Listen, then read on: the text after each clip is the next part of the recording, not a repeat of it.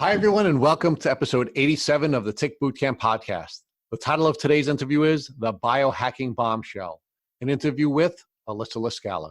My name is Richard Johannesson. And I'm Matt Sabatello.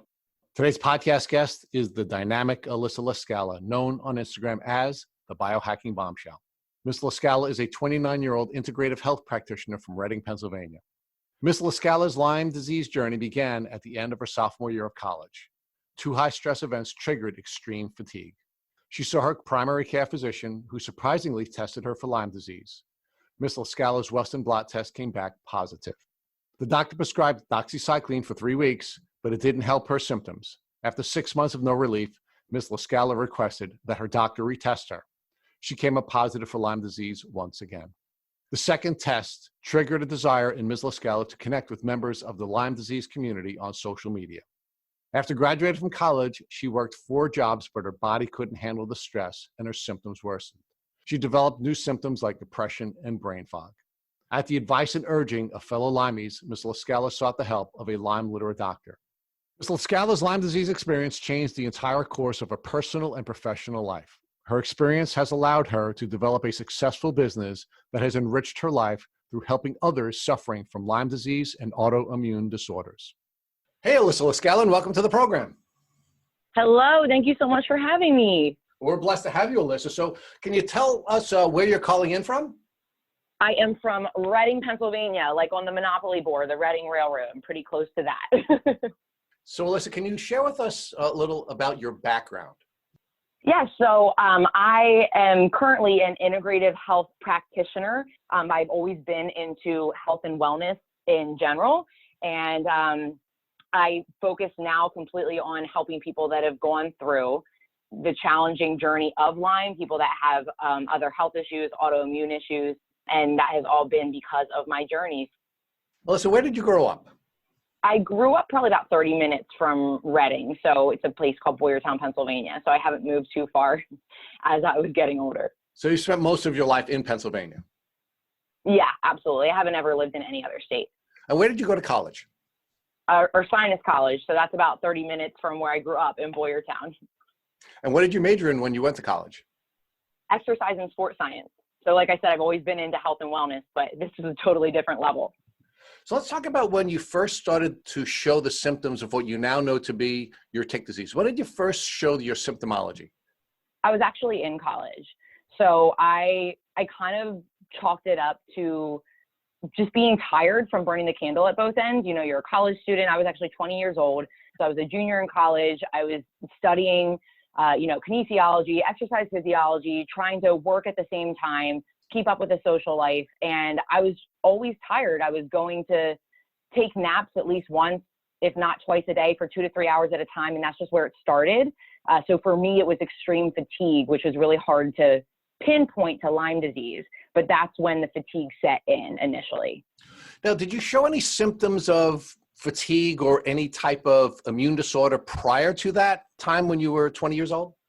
Honestly, no, it was all within that same year. I had a lot of different stressful variables going on. I had a surgery, I had a breakup I went through, and then I had school. So I just looked at it as I'm really stressed and this is a stressful season in my life, but I didn't have this type of fatigue ever before. Now, what did you know about ticks and tick diseases prior to your symptoms beginning to reveal themselves? I remember when I was actually in high school, somebody that I was a cheerleader, and one of the girls in my cheerleading squad had Lyme disease. And I remember that she was out for maybe like about a week or 2 weeks. And that was really it. And that was my only exposure to it. I thought you had to find a bullseye in order to be able to say, hey, I had Lyme, and then you just took an antibiotic and you were better. But that was my only exposure to it, was just one acquaintance. And it seemed like after a couple weeks, she was fine. Do you recall ever having been bitten by a tick prior to your tick disease symptoms presenting themselves? I've never actually found one on my skin, embedded in my skin at all. On my clothing, that was it. But you did find ticks walking on your clothing. You don't ever remember a tick biting you? Correct.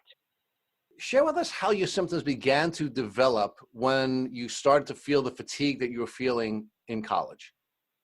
Well, my only symptom, I know some people will experience like joint pain or headaches or this or that. Honestly, the only thing was fatigue. So how my symptoms progressed was just, okay, well, I'm studying for a test or finals, and I started to have like a 5-hour energy to be able to stay awake, right? And then I started to have energy drinks over, that summer. And then in the fall, I ended up taking more and more naps. And so I guess how it progressed was I was trying to artificially stimulate my body and quote unquote supplement with caffeine when I had never, ever had the need to have caffeine before that time, ever. Like I was never a coffee person, barely ever tea, never energy drinks. So I had to start to supplement that way and then start doing naps. So that's basically the biggest progression that I had before I got the diagnosis. So when did you first begin to see a doctor? I was in my junior year, as I said, and when I was experiencing so much fatigue and the other roommates I was living with noticed, they said, listen, over fall break, you need to go get checked.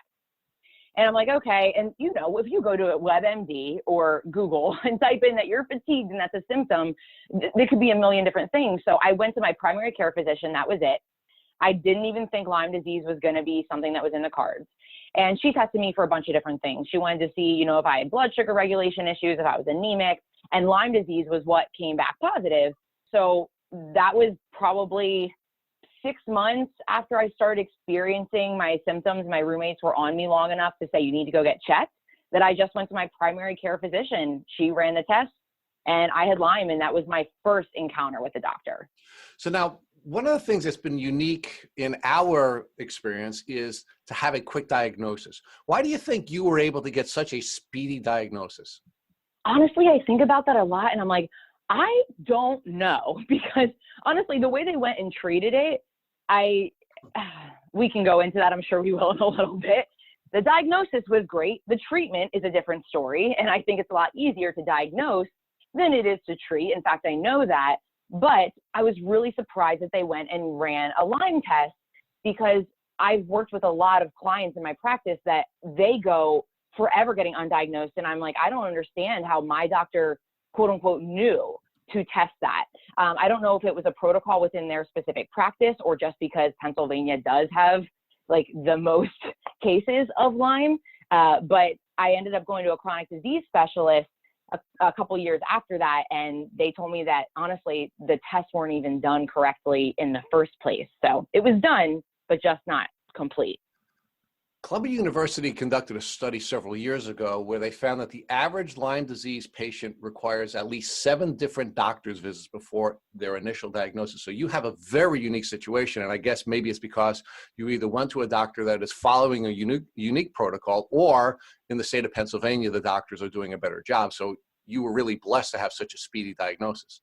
Now, diagnosis, yes, for sure. Looking back, do you believe that you were bitten by a tick at some time in your past, and then these traumatic events that you were facing triggered an immune challenge that allowed the Lyme disease to present itself? Or do you think you were bitten by a tick just before you were diagnosed? I think it was in my system. And then I had breast implants put in 6 months before I was diagnosed. So when your body is suppressed, and we're seeing so many people with breast implants having Lyme disease as well, or having mold toxicity, when your immune system is suppressed, that's when it's going to rear its face. It's a very opportunistic disease. So I completely believe that I had probably been bitten, but my doctor had said that if I never found a bite, that I didn't have Lyme disease. She ran the test anyway, and she found it. So it kind of goes to show you that it was very incongruent, the diagnosis with the belief system of the conventional medicine world. But I believe it was probably in my system for a while, because we've had Lyme disease with almost all of our dogs, and they have had ticks on them. So it's very likely. Allyssa, let's talk more about what you did to treat the Lyme after it was diagnosed by your primary care physician. What treatment did you get, and how long were you on it for? So they did 3 weeks of Doxycycline. And I didn't know any better. I didn't know anybody else that had Lyme. So I'm like, okay, that's good. And that's what I did. And I told them after I was done those 3 weeks, I said, I'm still tired. I'm still feeling symptoms. And they said, well, it could take up to 6 months for it to leave your system. So basically I had to wait for 6 months to see, am I feeling better? And then we could, quote unquote, retest and maybe run another 3 weeks of Doxycycline if it came back positive. So that's what I did. We just did 3 weeks of Doxy. I waited 6 months, still felt like crap. I went back to my doctor and said, I don't think we got it all. I talked to other people that have done 6 weeks, 12 weeks, like much longer protocols. And I said, I don't think that we hit it. And she said that she basically told me I was a hypochondriac, and I'm not over exaggerating there. That is exactly what she told me. She said, if it makes you feel better, we'll retest, but you didn't get rebitten. So it's out of your system. You don't have it. And I insisted on retesting. So we did.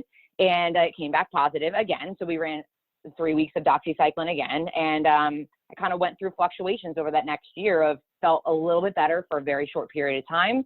Then my symptoms came back again. And that's when I went and sought out a chronic disease specialist to go a little bit more in depth. Allyssa, can you describe first what it was like when you first started taking Doxycycline? A lot of people have adverse reactions and weird effects. So did you encounter anything different when you first started taking the Doxycycline? I felt nauseous. That was the biggest thing for me because my stomach has never been solid. So of course, if you're taking an antibiotic and it's ruining it's causing dysbiosis of the gut, completely ruining the balance of your microbiome. So it's just, I was already set up for disaster there with my, genetic predisposition. But that was really the only thing that I experienced that I could probably note right now. And on that note, did you do anything while on the Doxycycline to counter the effects it was doing to your gut? So for example, did you take any probiotics or anything like that? No, I didn't know what I know now. Back then, I had no idea. I had absolutely no idea. So no, I just continued eating the same things, didn't do a probiotic, no prebiotics, nothing. When did you decide to go to this chronic illness specialist? After the second time of being on the Doxycycline, after your second positive Lyme test and still not feeling better after that? Yeah, because I felt like we were missing something. And I had actually gone back to my PCP and said, well, we did 3 weeks of Doxy the first time. It clearly didn't get rid of it. Can we do more this time? And they fought me on that. They said, no, we can't do more than that. Like their protocol for that office was only 3 weeks. And that was just how it was. So I thought, maybe I need to go see somebody that is chronic disease specialist or Lyme literate. So I went and sought him out, and he was the doctor that said, well, she didn't do the test right in the first place. She only ran, the Western Blot. And then he retested me, and I came up negative. And so he was like, you may not have ever had Lyme at all. This could have been like a false positive. And at that point, I was completely like, seriously, what the heck is wrong with me? He was like, I don't know what's wrong with you, but it's not Lyme. That's what he told me. And I was sent on my way, and that was it. So that's when I went and sought out somebody that was in the functional medicine realm. Alyssa, unfortunately, it's not uncommon. We just posted a podcast today to our platform with Laura McLeod, who was diagnosed and had a positive test, was treated for Lyme, was still sick, and then was told, well, maybe you never had Lyme to begin with, and maybe this is just something that's all in your head. So it's a really bad reality of Lyme disease, unfortunately. Unfortunately, it is.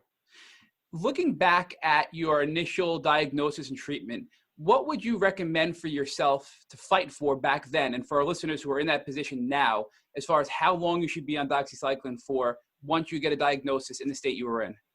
I personally don't feel comfortable telling somebody, because I'm not a doctor. I'm an integrative health practitioner, but I'm not a doctor. I'm not a Lyme literate doctor. So I don't feel comfortable being like, you should be on Doxycycline or any antibiotic for this long. To be totally honest, I would be recommending somebody that is a Lyme literate MD that has dealt with this for, years, and that takes an integrative approach to look at what else is going on, because I don't think an antibiotic is enough.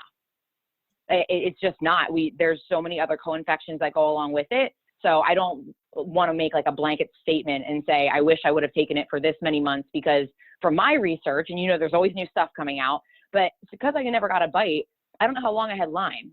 And from some of the studies that are out there, if you don't hit the spirochetes, if you don't hit that Lyme within 48 to 72 hours of first being bit when you're taking Doxycycline, taking Doxy could actually make the spirochetes more resilient, and it end up working against you in the long run. And that's what I have found in some of the studies that I've come across. So I don't know if I would have recommended myself to take that at all. I may have gone a completely different route. So before you saw you're a chronic disease specialist, did you do any research prior to that? And what were your findings before going to see this doctor? Honestly, I did it. I was still so run by, even though I was going to school, exercise, sports science, learning, like really valued scientific studies, I was not as integrative at that point in my journey. It was kind of that saying where you don't know what you don't know. And I still had a lot of faith and trust within the traditional and conventional medicine system versus integrative and functional. And so I very much took it as any advice that I got from a chronic disease specialist. I'm thinking they're the specialist. You know, I'm just going to listen to what they say. I did not do any pre-research before going in. It was more just conversations with other Lymies. That was the most research I had done. It was more inquiries. So walk us through what it was like on your first visit seeing this chronic disease specialist. Oh my God, he had no bedside manner. And I'm like, I'm so emotional right now and I'm wondering what's wrong with me. And you are talking to me like a robot and basically like, I don't know what's wrong with you, but you know, you don't have Lyme. It was so nerve-wracking.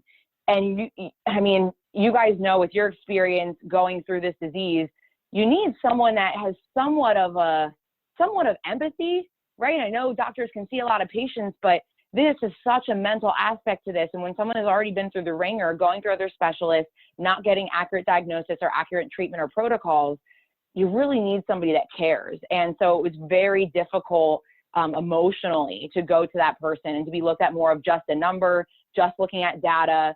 And so it was not a good experience and I didn't have a good feeling. So ultimately it was a blessing that he couldn't treat me and that I had to go find somebody else. So the end result was he told you that he couldn't treat you and you needed to move on to another doctor? Yeah, he flat out said, straight words were, I don't know what's wrong with you, but you don't have Lyme, so I can't help you. And what emotional impact did that have on you now, knowing that Lyme causes mental health related issues, and now you're being told it's not Lyme, go see another doctor, and this guy being totally rude to you in this doctor's appointment? You kind of go back to that, is it all in my head thing? Like, what the heck if I want to buffer my curse words of what I was really thinking at that point? I'm like, I don't understand how I could be going through this. I had Lyme, now I don't. The effect on that was, you know what? My mind was really tapped out, but my heart was like, you need to keep researching, because what was my alternative? I couldn't just accept that. I couldn't just sit there and think, oh, okay, I don't have Lyme, so whatever, I guess I'm just going to be exhausted and take naps in my car throughout the day the rest of my life. That's what I was doing as a personal trainer at that point. So I knew I just had to go seek out more people, but it was very, very debilitating to make you feel like maybe I am a hypochondriac. It's very, very hard. And you need a family of supportive people or a supportive circle to get through that. Did you have a circle of supportive people that helped you to get through that? Well, a lot of people don't understand Lyme disease to the fullest, right? They had the understanding that I did. So they weren't like supportive in the phase of, oh, okay, I understand that you're not crazy type thing. It was more of, clearly there's something wrong with you. So even if it's not Lyme, let's keep looking. I was, like I said, I was probably 23 by the time I got to that doctor. And so my dad had cancer since I was 8. So ultimately I've been dealing with some serious health issues within my family for the last 12 years. So my dad had gone through the ringer with some of his experiences of having something that was wrong with him and doctors not necessarily being able to label it or diagnose it, but he gave me the faith that I needed to keep on moving. So it was very much in my family to begin with. Did the diagnosis that it was all in your head have an impact on any of your social relationships? Meaning, were you in a romantic relationship and did this cause doubt in that relationship? Were you in relationships with other people socially who started to doubt you because you were not getting a positive diagnosis? I think it was before I got the diagnosis that was hard. It was when I was tired. I was in a relationship. I was tired. Instead of going out, I wanted to stay in and take a nap. I couldn't even stay awake, like through a movie, watch TV. And I know he was a very caring and loving person, but of course it's really frustrating to him. And so once I got the initial diagnosis, it kind of made him accept that more and not think, oh, you're not in love with me, or you don't feel like being with me, or whatever. So the diagnosis kind of brought a little bit of a peace of mind and understanding for him initially. But later down the road, I'd already had Lyme and been treated for it twice. So to say that now all of a sudden I didn't have it, most people understood that that was kind of a load of crap and that we had to keep looking. So I don't think it was as difficult as if I would have never gotten a diagnosis in the first place. So Alyssa, what were your next steps now that this chronic illness doctor told you he can't treat you, he doesn't think it's Lyme, and you need to move on to another doctor? I just started talking to a lot more people with Lyme disease. Honestly, I think I've always been really transparent about my journey. So it was either people reaching out to me through Facebook, any type of social media out there, and just having conversations with my family and my friends, and them pointing me in the direction of other people that had gone through Lyme. And so my grandmother actually got in contact with my old preschool teacher from the initial church I grew up in, and her whole family that lived right down the street from us had Lyme, every single person in the family. And so I'd had a conversation with her saying, what did you do? Because I'm at a loss here. And she pointed me in the direction of an LLMD that took the integrative functional medicine approach. So I just kept digging because what was my alternative? I couldn't live life like this. At that point, I was 23. So I just had to keep going. Alyssa, this is now 3 years after your initial diagnosis. Did you develop any new symptoms since the Lyme was never properly treated over this 3-year window of trying to find a good doctor that can actually help treat your root causes? Fatigue and brain fog. It was like when I say fatigue, it was like initial fatigue of okay, I need to take a nap, to I can't even get out of bed. I need caffeine to function. I had started band-aiding and doctoring myself in different ways because I didn't know any better. So amongst all of this, I kind of gave you the different practitioners that I had seen in the Lyme realm. But in those 3 years, I still had ended up going to an endocrinologist in Philadelphia to see, were my hormone levels out of whack? We were testing thyroid, we were testing testosterone, we were testing, female hormones to look at those things. They basically said I was a type A personality and I just needed to relax. That's why I was so tired. So that was that. And then I had also seen a psychologist saying, oh, well, you're tired because you're depressed. And I'm like, no, I'm kind of depressed because I'm so freaking tired and nobody can tell me what's wrong with me. So they had put me on, they had switched different antidepressants I was on, Zoloft, Lexapro. I was put on Wellbutrin, and then Adderall to try and quote unquote regulate my sleep. And when I had brain fog, I had ADHD. That's why I had to be on Adderall. So there were so many other Band-Aids in the meantime as I was trying to figure this out. So my symptoms basically just worsened from what they were before. So it was the fatigue and the extreme brain fog, forgetting words, etc. So Alyssa, let's first look at what was happening while you were in school, because this developing symptomology was taking place while you were in college. Did this have an impact on your ability to study and complete your studies on time to graduate it within the 4 years I'm sure you were targeting? So because the Lyme was diagnosed and started to really sink its teeth in during my junior year, the beginning of it, that was when I first took my first round of Doxycycline was my junior year. So I only had, I had 2 years left, right? So my junior year, I ended up going through the antibiotic usage, and I still continued the same type of exercise regimen I was doing and whatnot. So my body could still bear the stress load that was on it. I did have to take more naps, but that was how I kind of counterbalanced it.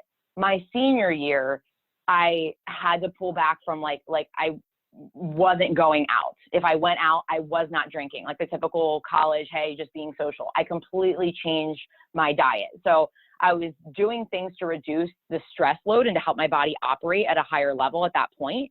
But towards the end of my senior year, I had to start taking Adderall to be able to focus, to be able to stay awake. I did be able to get through that year, but that was a really, really challenging year.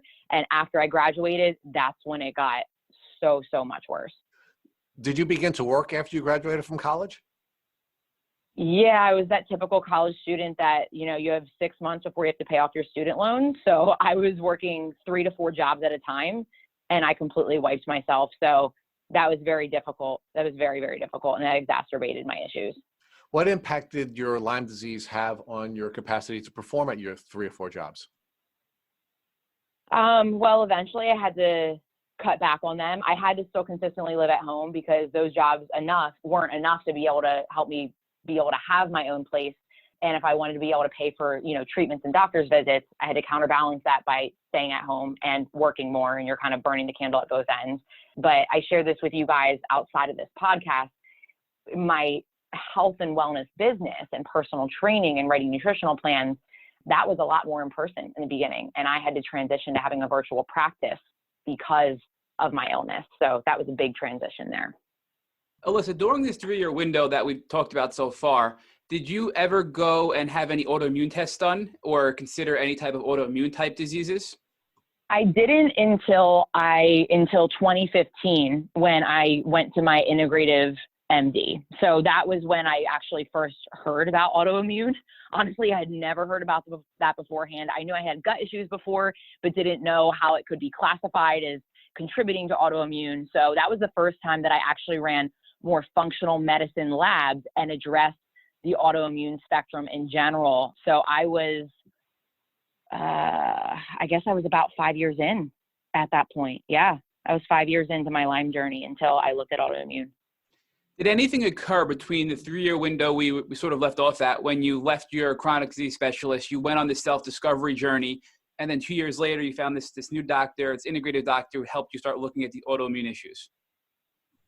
Yeah, so what had occurred in the meantime was some of the Band-Aids that I had mentioned I know we're kind of trying to clump things together here, but basically between the chronic disease specialist I went to that said he couldn't help me and me finding my integrative MD, that was where in the meantime, until I did discover him and find him, I had gone to a psychiatrist that was playing around with medications, and I had gone to an endocrinologist that ran a bunch of tests and said I was just a type A personality and I just needed to relax, and that's why I was tired. So it was those other two specialists that weren't Lyme literate MDs. Well, so let's talk more about this integrative doctor. What was that experience like versus your encounter with all of the other traditional doctors you had seen prior to that? Well, it was a really difficult decision for me to initially make because, as I'm sure you guys know, once you kind of go out of the conventional medicine world, insurance doesn't tend to cover that. So it can be a big deterrent from you wanting and going to get the help that you know you need, but you may not necessarily be able to afford. So that was another thing that delayed me going to this MD once I found out about him. But I kept getting more and more and more sick.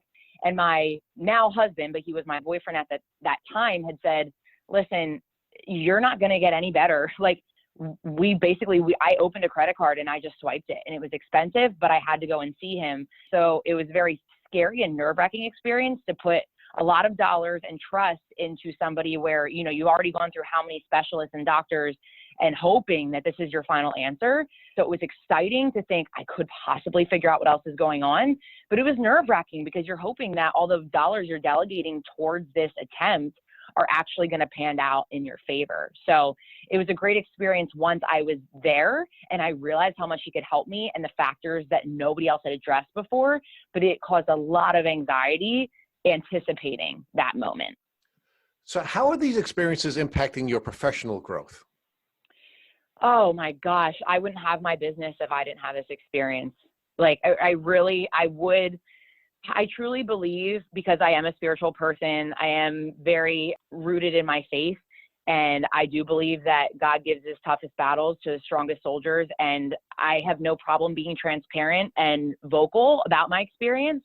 And as you guys know, with this journey, the reason why you're doing this podcast is so people can tell their stories. And so I wouldn't have had a story to tell if I didn't have this. I wouldn't have been able to help people if I didn't have it. There would have been no reason for me to go and learn about it. There would have been if I wanted to just go and do some research and dive into it, but it's nothing like having your own experience. So ultimately it was a blessing because I was required not only to learn about Lyme, but everything else that goes along with it, that Lyme disease people deal with, that people with autoimmune deal with. So it's absolutely exploded my knowledge, my ability to be able to relate to people, the amount of people that I can help. It's tough, but it's a total blessing. Alyssa, let's talk now about what you did after your visit to this integrative doctor. What whole body approaches you took that were different than what you did before? Yeah, so doing functional medicine lab work, I don't know how familiar some of the people listening to this are with that, but a lot of times we're used to looking at labs as, hey, how about we just draw some blood? And it's like serum lab work, looking at like, blood plasma. And there's so much more to be found when you're doing functional medicine labs, meaning, okay, you're looking at stool, right? You're going to be able to look at, do you have additional parasites? Do you have viruses? Do you have bacterial imbalances? Do you want to run different types of like urine tests to look at, do you have heavy metal toxicity? Do you have mold toxicity? Do you have any other things that are burdening your body that no other doctors had looked at before? So it really was the integrative approach of looking at how the systems of the body are working by doing more than just blood work. And I had never had that done before. And also integrating, like he would also, if you need to do an antibiotic or you need to do some type of prescription medication, he would incorporate that, because there are times where this stuff is absolutely necessary, but also looking at supplementation and looking at the other systems of the body, looking at nutrition, looking at adjusting your toxic load in order to be able to heal. You have to look at your body as a system. And I never had somebody do that before. Now that you went to this integrative doctor and you're taking this whole body approach, what specific treatment did you start that you weren't previously on? So we addressed the other systems that we could tell were compromised. We looked at things such as like, adrenal fatigue, whether you're in or technically it's like an HPA axis dysfunction. I just say adrenal fatigue because most people have heard of that before, could label that, whether you're having like adrenal resistance, whether you're having thyroid suppression, and things like that. So we saw that my thyroid levels were lower. They were still in normal range, which any other doctor may have seen and said, which they had looked at and said, you're in normal range, but it wasn't functional. So we addressed that.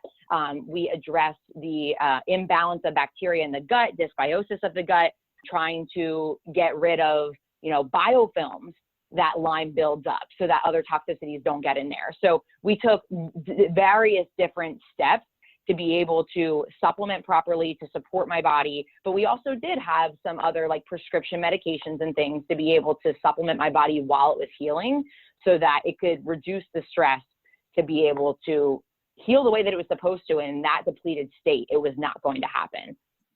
Alyssa, can you give us an example of some of the supplements you were on to treat the things like your gut imbalance and your hormone imbalance, and what prescription medication you were on to help with the symptoms while you were treating these other systems in your body? Right. So I will start with prescription and I can go into supplement. Because some of the supplements, there's a million of them out there, and some of them my doctor started me on. But at this point, I had also started doing my own research and I implemented a lot on my own. As far as prescription medications, I had gotten a 4-part saliva adrenal, like a cortisol testing, right? So spit in a tube 4 times in a day to see what your cortisol pattern was. And we had seen that basically I had like none. So that's absolutely essential. Cortisol is essential in order to be able to deal with stressors. It's a natural thing of the body, but mine was very suppressed. Now, depending on what doctor you go to, and I'm not saying I would recommend this to somebody in the future, the things that I've found out about, you have to really watch with like suppressing or supplementing with hydrocortisone. But I was put on Cortef, so hydrocortisone tablets, and I would supplement that throughout the day to be able to get through the stressors or just the average stress during the day. He had also put me on fluconazole and nystatin because I had some bacterial overgrowth within my gut. So those were some antibiotics that we ended up running. We did that a couple of times as well. And he actually put me on Armour Thyroid to be able to help with my suppressed thyroid or lower suboptimal thyroid numbers. So those were the medications that I was put on. And then when it came to supplements, anything to support the gut, looking at the right type of probiotic, mitochondrial support. I added in my own biohacking supplements. You and I, outside of this podcast, we were talking about Protandim Nerve 2, looking at Nerve 2 activation. So I could literally give you a list of like 20 different supplements that I had experienced just within those first 3 months. Alyssa, are you familiar with adaptogenic herbs and have you Oh, tried them? Absolutely. Yeah, absolutely. So we had a bunch of different supplements that we did in order to help to soothe and calm the adrenals. What you do have to make sure of, though, if you have low cortisol levels with specific adaptogenic herb blends, some can actually suppress cortisol more. And we may want to do that to soothe the adrenals and to soothe the, adrenal response. But when someone is in that stage where they're not any longer in like the alarm stage, when you're going through like a adrenal alarm stage or resistance stage and then adrenal exhaustion, you have to watch when and how often you use adrenal supporting supplements versus, you know, some type of adrenal soothing supplements that could have adaptogenic herbs that actually blunt cortisol levels, and you don't need that because they're already blunted, if that makes sense. It's a fine dance depending on what your levels look like personally. Alyssa, can you talk to us more about what Protandim is and how it helped you in your recovery? Yeah, so Protandim Nerve 2 is something that it has been out for years, right? So some people may know, they may have seen it in like GNC or Vitamin Shop before. It's not there anymore. It's actually just a direct sales company because they need people to tell this story that I'm about to tell you. But I actually discovered that 3 months after I started to see my integrative MD, right? So at this point, I was 5 years into my Lyme diagnosis.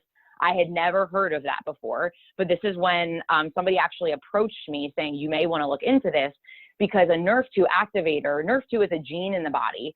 And so basically when you stimulate it with Protandim NRF2, you can increase your antioxidants by a rate of 1 million per second in your body. And so it will totally outnumber anything that you could possibly do nutrition-wise or other supplementation-wise, right? So it's not necessarily a supplement, it is an activator, but when it comes to like the FDA, something has to be classified as either a prescription medication or a supplement. There is no in between, but it is actually activating your body's own gene to be able to increase antioxidant production, glutathione, SOD, some really important survival enzymes in your body that no matter what other supplements I was taking, it wasn't going to be doing the benefit that Protandim Nerve 2 had. So I started taking that about 3 months into, it was October 2015, so 3 months into seeing my integrative MD after we had started his protocol.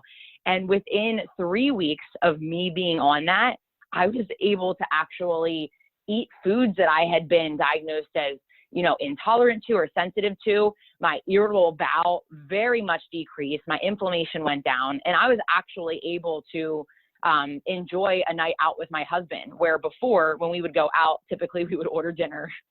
I would eat and then I'd go sleep in the car while he finished his dinner or finished talking to our friends, because I could never stay out for longer than like an hour or an hour and a half. So it helps me to naturally be able to activate my own body's potential and biohack my biology to be able to begin healing. With Protandim, is there such a thing as too much too fast? Meaning, can you get a Herx reaction or have a negative reaction if you go too aggressively with it? Oh, yeah. And I didn't know that when I started. So you can actually take Protandim several times a day if you want to space it out. But I had some symptoms rear their heads, right? And I just kind of learned this as I went. But you absolutely can have a Herxheimer. Even somebody that was never diagnosed with Lyme, like they can have just detoxification symptoms in general. Some people will have headaches. I hadn't had a headache in a while. Like I'm not somebody that gets regular headaches. I had headaches for the first 2 weeks because I was detoxing hard, and I had gut disturbances, I guess I should say, like more irritable bowel-like symptoms for the first 2 weeks that I hadn't had in a little while. I had them before, but not to that degree. And I was like, what is going on? And it's because my body was detoxing. So if I would have known what I know now then, while I was taking Protandim, I would have also taken a high quality binder to be able to help to buffer some of those toxins that were being released and aid in the removal of them from my body. So Alyssa, is the idea behind this that the Protandim is very, very good at killing off the Lyme bacteria, and if it's done in excess, then your body can properly eliminate the die-off of the bacteria, and therefore you have symptoms? Is that the thought process? Well, I can't necessarily say that it kills off Lyme bacteria. Like that's a big statement to make. Legally, I can't even say that, and I would want to have a study to prove that. But what Protandim does when it's upregulating these like survival genes and it's upregulating antioxidants, you need antioxidants, you need these things in order to be able to reduce the oxidative stress in your body. So what I can legally say is that Protandim has been proven to reduce the oxidative stress in your body by an average of 40% within 30 days, in as little as 30 days, right? So you're able to reduce that oxidative stress, which is tied to, a million different diseases, everything from poor sleep to migraines to cancer, and you have a high amount of oxidative stress when you have Lyme. So I'm not going to say it kills off the bacteria, but it's reducing the oxidative stress that Lyme causes and that life causes and that other stressors cause, so that your body is in a better state to be able to heal. So that's what I would be comfortable saying. So is it fair to say, to summarize that it's actually strengthening your body to do what it was designed to do, which is to fight off these foreign substances? Spot on. Absolutely upregulates your body's ability to be able to deal with stressors, for sure. And if any of our listeners want to learn more about Protandim, and I can say that I have several family members who have significantly benefited from it as well, can they contact you on Instagram at Biohacking Bombshell to learn more? Yeah, they absolutely can. And I just say, I appreciate you mentioning that. I love talking about this supplement. It is absolutely something that you could just go and type into Google, and you could pull up the company's website. But because if someone is, wanting to look at it, and I would really appreciate the support of you coming and talking to me about it. I'm more than happy to give you more information, but to also have the discussion of how should you be taking it with your specific journey? Because you do have to be careful with somebody with Lyme. Maybe they want to start with half a tablet. Maybe they want to do other things to be able to buffer this. So they could reach out to me on any platform, and I'm more than happy to give them more information. So listen, you've come a really, really long way over quite a long time. So can you give us an assessment of how you're feeling today in general, and how you feel your health has progressed since your diagnosis? Yeah, that's a difficult question to ask. I think anybody that has been through like a chronic illness like Lyme would say that when somebody asks how you're doing, sometimes it's good, and other times, like we've talked about, how healing isn't linear, and people listening to this understand that. But there have been other health complications that have come along the way ever since I found out about Lyme, things that I didn't realize that I had. Once I wasn't getting better, I had to start looking at things such as co-infections.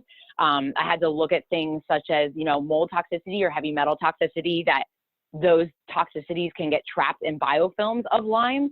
And so have I progressed in my healing from Lyme? Yes, but I have had other issues that I've had to deal with as well, such as right now I'm detoxing from mold. So it's kind of a two-part question. I absolutely have worked on healing from Lyme. I still do have the antibodies. I still do have chronic Lyme. I just recently did a test to be able to look at that, but I have other things I still am working on healing from. So, Allyssa, we talked a little bit earlier about how your journey has changed you professionally. Can you give us some more specifics on how you are now working with your clients differently than you would have had you not had this journey? If I didn't have this journey, I don't know if I would have learned about how many root causes to issues that there are. Because the education that I got in my 4-year degree, in my personal training certification, et cetera, that didn't prep me for any of this.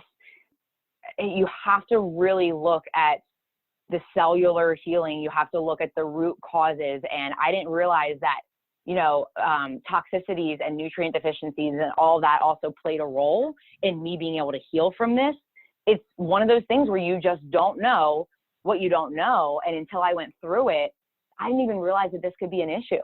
If someone wasn't losing weight, or if someone wasn't having more energy or whatnot, if I wouldn't have gone through this journey, I probably would have thought, they're probably just not eating the meal plan I'm giving them. They're probably just, you can come up with all these other reasons. And maybe I would have been one of those people that thought, oh, they're just crazy, or oh, there's a hypochondriac. When you go through it and you are forced to learn about the other things that you don't see externally that are going on at a cellular level, then you can treat the person and you can treat the symptoms, not just even necessarily just lab data or what the person visually looks like.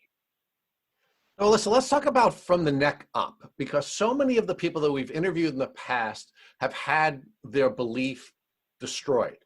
They've lost their friends, they've lost their families, and they've lost faith in themselves. How has your journey put you in a position where you can help people through that portion of their journey? You have to master what's going on from the neck up, or you're not going to get the results in the healing from the neck down. And I realized that once I started learning more about the science behind mindset as well, it's not just oh, la, la, la, hippity dippity, whatever. Like some people look at, mindset or meditation is something that should be more of like a luxury, or it's like an optional thing versus a necessity, because no matter whether it's a physical stressor of Lyme or a perceived stressor because of, what you're going through mindset wise, just dealing with the challenges of Lyme and, being isolated and just all the emotional roller coaster that goes along with it, it has the same chemical effect and chemical reaction in your body. So even if you heal from Lyme, if you are not mastering your mindset, if you're not learning to rewire your brain, your subconscious body, you could still be stuck in that limbic system trauma loop. You could still be stuck in that fight or flight state, even after you're healing, even if you're doing all the right protocols and you're taking all the right measures, because your brain will still toxify your body. And so that's why I take such a very focused approach, no matter what type of client I'm working with, on making sure that you're mastering from the neck up, because that determines the success of your other results. You cannot outwork or out supplement that portion of your health. So, Allyssa, if someone wanted to work with you, what would be the best way for them to get in touch with you? And what would you initially offer to them? So if someone would want to work with me, they could either, I apologize if you can hear my dogs barking in the background. I have fur babies, so excuse that. As far as somebody wanting to reach out to me, I have multiple platforms. Whether somebody wants to reach out via email, I'm sure you guys will put some of this stuff in the show notes. Whether they want to reach out to me through Facebook or Instagram, any way that somebody can contact me, I'm always more than happy to interact with them. And then when it comes to my first steps that I would take with them, I will do a free breakthrough session when somebody gets started, just to see if we're even a right fit. So that is where we schedule a time that works best for me, that works best for them. And we get about a 45-minute session scheduled out where we get on a Zoom call. So, a virtual call. I know it's a very personal experience going through this journey. So I want to do as close to face as we can and be able to figure out what their journey looks like, what they have tried in the past, what they are looking for as far as assistance and healing. It could be a matter of they just need a specific product or course pointing them in the right direction, or they may want customized coaching. So I want to hear more about what their needs are, and then I'll give my the health professional opinion on what I think would be the best for their healing. And from there, we end up moving on in whichever way we see fit. So, Allyssa, I'm going to ask you one last question. If your husband was out walking one of your fur babies, came in to see you and had a tick biting him on his leg, what would you recommend that he do so that he wouldn't have to go on the terrible journey that you had to go on? I would tell him to go to my the Lyme literate doctor that I had seen. Either one of the ones. I actually recently just switched health professionals because the one that I first went to was very much focused just on Lyme. He did treat some other things, but 2/3 of his practice is Lyme. So I would be telling him to go there because that's more of what he specializes in. But also the functional nurse practitioner that I see now is very literate in that. So making sure that they would see a Lyme literate doctor or practitioner that also takes the integrative approach and is looking at co-infections and all the other systems of the body. Thank you for listening to the Tick Bootcamp interview with Allyssa LaScala. To our listeners, we have a call to action. First, if you'd like to learn more about Allyssa LaScala, please visit her Instagram page at Biohacking Bombshell. Second, if you enjoyed this episode of the Tick Bootcamp podcast, please share it with your friends by using the social media buttons you see at the bottom of this post. Third, we here at Tick Bootcamp have created a Tick Bite Blueprint, which has been inspired by the information that has been shared with us by past podcast guests. We urge you to visit our website at www.tickbootcamp.com to view the blueprint. We would appreciate it if you would contact us with any suggestions you have for improvements. Fourth, don't forget to subscribe to this podcast on iTunes, Google Play Music, or Spotify to get your automatic episode updates of our Tick Bootcamp podcast. And finally, we thank you, our listeners, for your comments on our past podcast episodes. Please take a minute to leave us an honest review on iTunes, on Instagram, or on our website. We make it a point to read every single one of the reviews we get. Thank you for listening.